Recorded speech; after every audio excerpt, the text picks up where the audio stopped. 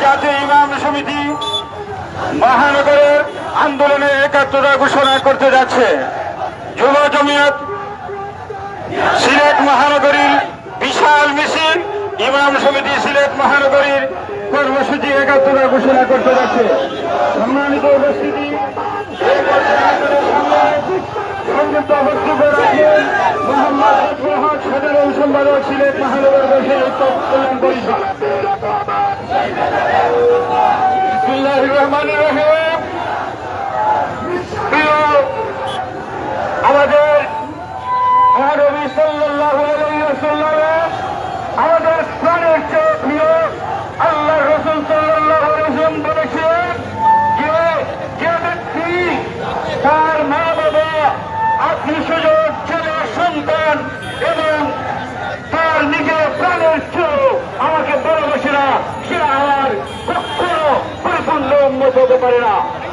আমরা এমন জায়গায় দাঁড়িয়ে আছি যে আমাদের বিশ্বনবী, আমাদের কোটি কোটি মুসলমানদের মুসলিমের টুকরা, যে ভারতের কুখ্যাত বিজেপির দুই নেতা আমাদের মহানবী সাল্লাল্লাহু আলাইহি ওয়াসাল্লাম ও আয়েশা সিদ্দিকা রাদিয়াল্লাহু আনহাকে কটূক্তি করার প্রতিবাদে এখনই যে আমাদের বাংলাদেশ থেকে সরকারিভাবে কোনো বিবৃতি দেওয়া হয় নাই, তা আমরা নির্দায় আছি। আমরা মুসলিম উম্মাহ এক হয়ে এই প্রতিবাদ করব। প্রত্যেককে আশাবাদ ব্যক্ত করছি আমাদের মিছিলে সুন্দরভাবে অংশগ্রহণ করবেন। আসসালামু আলাইকুম রহমতুল্লাহ। সম্মানিত অভিজ্ঞত জনতা, কর্মসূচি বাংলাদেশ জাতীয় ইমাম সমিতি সিলেট মহানগরীর আজকে বিশাল বিক্ষোভ সমাবেশের আনুষ্ঠানিক কর্মসূচি শুরু হতে যাচ্ছে। সভাপতিত্ব করবেন বাংলাদেশ জাতীয় ইমাম সমিতি সিলেট মহানগরী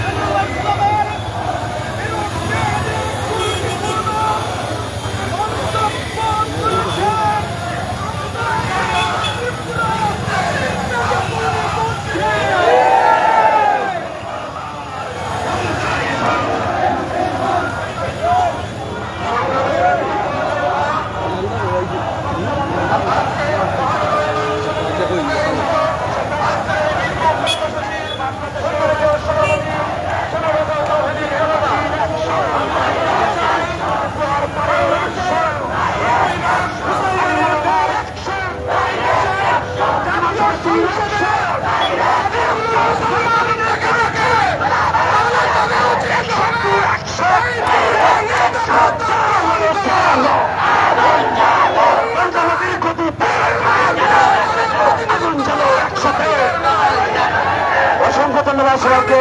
আন্দোলন সংগ্রামে আপনাদের সহযোগিতা এবং উপস্থিতি কামনা করে আমার বক্তব্য এখানে সমাপ্ত করছে। সংগ্রামী উপস্থিতি, এ পর্যায়ে আপনাদের সামনে বক্তব্য রাখবেন বিশিষ্ট ওয়াইদ, সকলের কাছে পরিচিত মুখ হযরত মাওলানা নূরুল হক নবীগঞ্জি।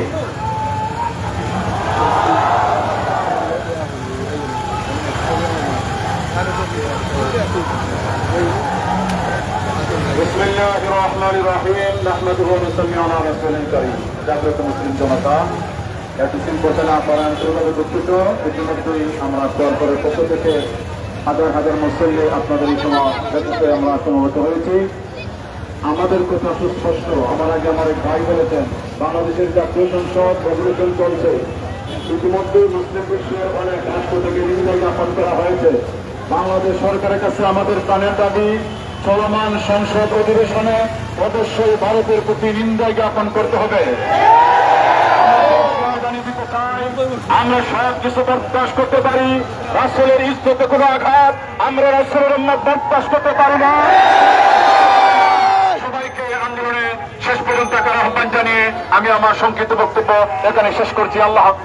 আমরা দেখতে পাচ্ছি ঐতিহ্যবাহী মসজিদ বাইতুল আমান মসজিদের সম্মানিত ইমাম হযরত মাওলানা কারি মুখতার সাহেব, হযরত মাওলানা মুফতি রশিদ আহমদ সাহেবের নেতৃত্বে বিশাল মিছিল অংশগ্রহণ করেছে। আমরা বাংলাদেশ জাতীয় ইমাম সমিতি সিলেট মহানগরীর পক্ষ থেকে মোবারকবাদ জানাচ্ছি। 13 নম্বর ওয়ার্ডের পক্ষ থেকে হযরত মাওলানা আব্দুল হাসিব সাহেব হুজুরের নেতৃত্বে বিশাল মিছিল অংশগ্রহণ করেছে।